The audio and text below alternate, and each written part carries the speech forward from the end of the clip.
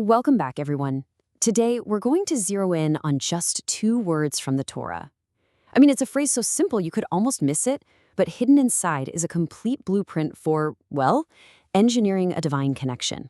We're about to go deep into the source code of one of the most important moments in spiritual history. All right, let's get right into it. Genesis 18 kicks off with Vayera elav Adonai, and the Lord appeared to him. And, on the surface, it sounds pretty straightforward, almost like a stage direction in a play. But this is where the Zohar just slams on the brakes. It stops everything and asks a question so radical, it pretty much threatens to shatter our whole understanding of, well, everything. And that's the million-dollar question, right? How can something that has no limits, no form, something that can't be contained, how can that appear to a man made of flesh and blood? To even begin to get the answer, the Zohar paints this incredibly vivid scene for us. So picture this. There's Abraham. It's 3 days after his circumcision, and he's just sitting there at the entrance of his tent. Yeah, imagine it in 4K. We're on the plains of Mamre. The Torah uses the phrase kahom hayom, the absolute peak heat of the day. And we're not just talking about the weather here. This is the moment of maximum expansive energy. It's the spiritual attribute of chesed, or loving kindness, cranked up to its absolute max. The air is thick, it's shimmering. The desert is dead silent. But it's not an empty silence. No, it's charged with potential. Like the 4 corners of the world are just holding their breath. And Abraham, he isn't just recovering. He's been fundamentally changed. He's primed, he's open, and he's waiting. This right here is the absolute key, the prerequisite for everything that's about to happen. The covenant, the Brit, it wasn't just some symbolic promise. The Zohar tells us it was a physical and spiritual system upgrade. I mean, a fundamental change to Abraham's spiritual hardware that made a direct, stable appearance of the divine not just possible, but completely inevitable. And what's so fascinating is how the Zohar describes Abraham before all this. It calls him Arel, which, means uncircumcised, but the deeper secret is that it means uncalibrated, sealed off, If the divine tried to send a broadcast of this magnitude before, it would have just been static, total noise. The covenant, which is all about aligning him with the Sephirah of Yesod, the foundation, literally rewired him. It tuned his frequencies so he could finally pick up the signal. You can even see this upgrade right in his name. Before the covenant, he's Abram, spelled Aleph Bet Resh Mem. Afterwards, he becomes Abraham, Aleph Bet Resh Hey Mem. What's the change? It's the addition of the letter Hey. And the Hey is the classic symbol for the Shekinah, the indwelling, immanent divine presence itself. So by literally integrating this letter into his very name, his essence, a brand new channel was opened up. It unlocked his potential to receive a totally new kind of data stream. He went from being a closed circuit to a wide-open receiver. So let's just nail this down with a tech analogy. Think of Abraham's body as the hardware, and it was running an old, outdated operating system. The circumcision, the Brit, was like a quantum-level firmware update. Seriously. It unlocked a new port, a whole new protocol for communication. It's exactly what the Zohar hints at when it brings up that verse from Job, "From my flesh I will see God." The change was physically inscribed into his biology, turning his own body into the instrument for divine perception. Okay, so the receiver is calibrated. He's ready to go. But the transmission itself, it's not just some chaotic blast of divine energy. It has an architecture. And this is where the Zohar just blows the doors off. It reveals that the Shekinah doesn't just appear out of nowhere. It becomes visible by stabilizing itself on 4 fundamental forces, 4 pillars of reality, which are personified as 4 archangels at the 4 cardinal directions. First up, in the south, you have Michael. He's on the right side, which is the side of giving. Michael is the channel for the Sephirah of Chesed. We're talking pure, unconditional, loving kindness and expansion. He represents this massive, undifferentiated flow of divine goodness, and his color is a brilliant, dazzling white, the source that actually contains all the other light. Now, as a direct counterpoint to Michael's expansive light in the south, you've got Gabriel in the north. He's on the left side, and he channels the Sephirah of Gevurah, strength, severity, judgment. So if Michael is all about pure outflow, Gabriel is the force that pulls things in, that creates definition.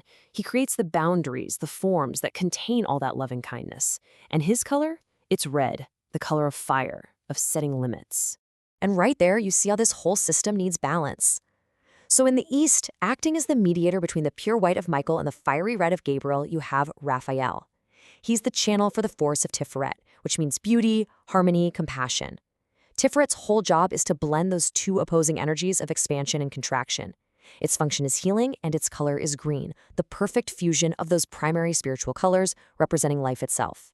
And finally, holding it all down in the west, we have Oriel. He represents the foundation, the Sephirah of Malkut, or kingdom. Now, Oriel isn't a primary force like the others. He's the vessel. He's the platform that allows the other three to even show up in our world. Malkut is the final stop, the stable ground. Its color is a deep sapphire blue, reflecting the throne of glory where the Shekinah can finally come to rest.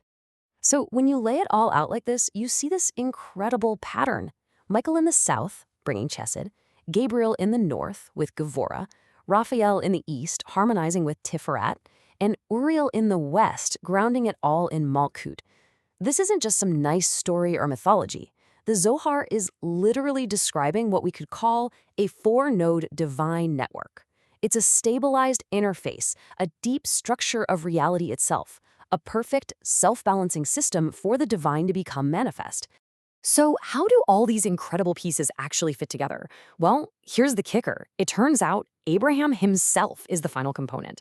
With this four-pillar structure in place and his own body now totally calibrated, he becomes the central processor. He is the human consciousness that is finally capable of receiving and synchronizing these four distinct channels into one single coherent revelation. You could almost think of this whole process as a kind of cosmic engineering. So, step one. System calibration. That's the Brit, right? Abraham gets his firmware update. Step two is multi-axis stabilization.